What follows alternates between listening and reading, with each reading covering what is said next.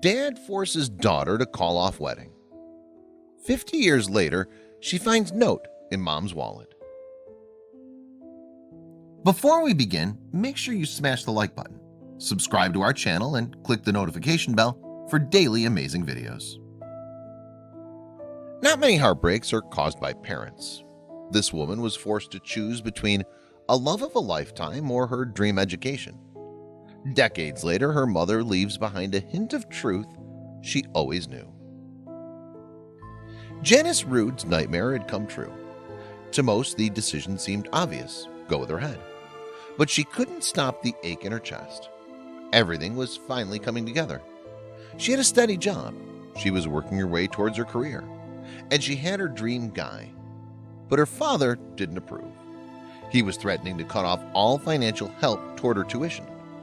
She now had an ultimatum: college or love. Janice Rude was a humble woman. Her father worked every day of his life from morning to night.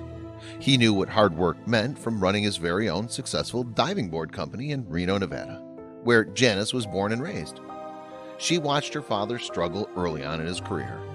She realized from a young age that reaching her dreams would take hard work. So she decided to pursue a career in biology in Occidental College. But she didn't expect this hiccup in what seemed like a simple life plan. Rude's family business never measured their success by profit. They were well off but not rich. That's why Rude's father agreed to pay for only part of her tuition fees. Thankfully, she wasn't a stranger to chipped nails.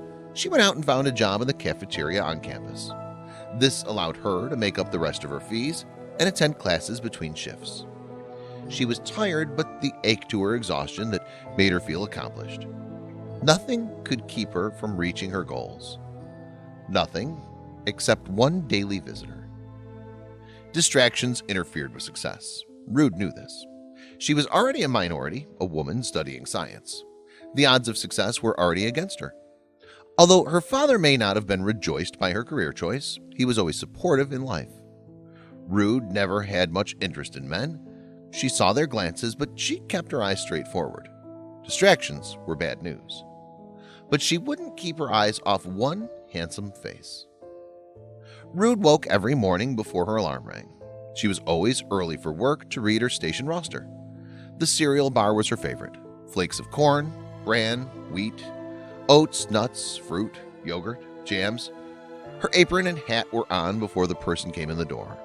She usually smiled and greeted every tired or well-rested or sad or hungover face that passed. But one passerby left her speechless before nearly overflowing his bowl with milk. I believe we were simply meant to be. I even remember the first time I laid eyes on Janice. Prentice Wilson came from a highly respected family.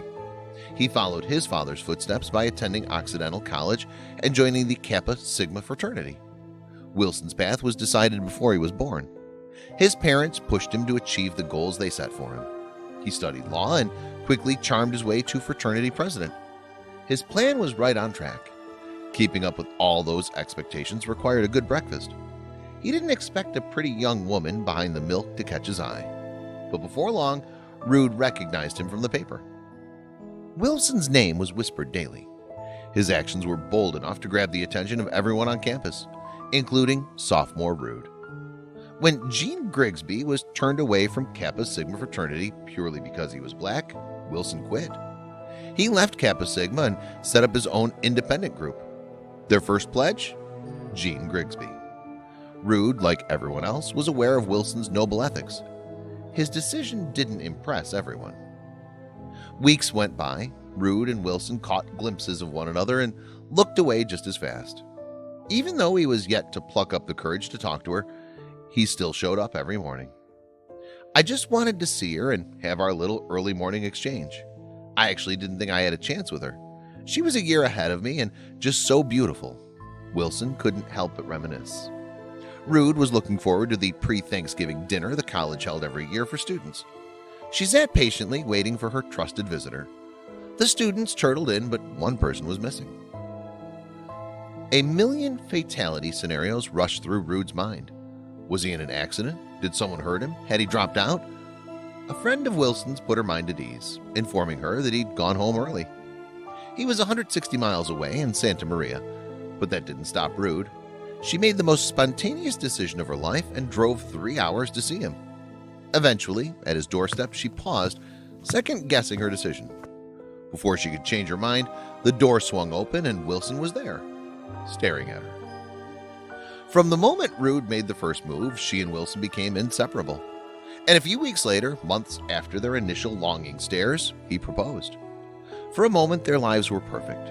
Rude had decided that one distraction wouldn't be so bad, and Wilson was already planning their lives together. Their engagement was even announced in the local paper. Her father forced them apart, but her mother saw a spark between her and Wilson and kept the clipping hidden away.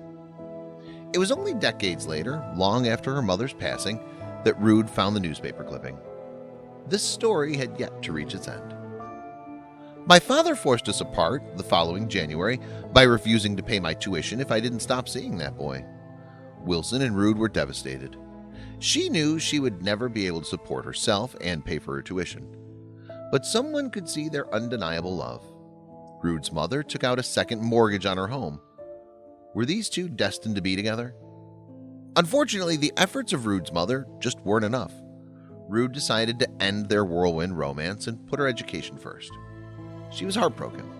Their long chats returned to distant, longing stares. They stayed friendly during their studies, but eventually drifted apart, both marrying other people and settling down. But fate wasn't done with these two.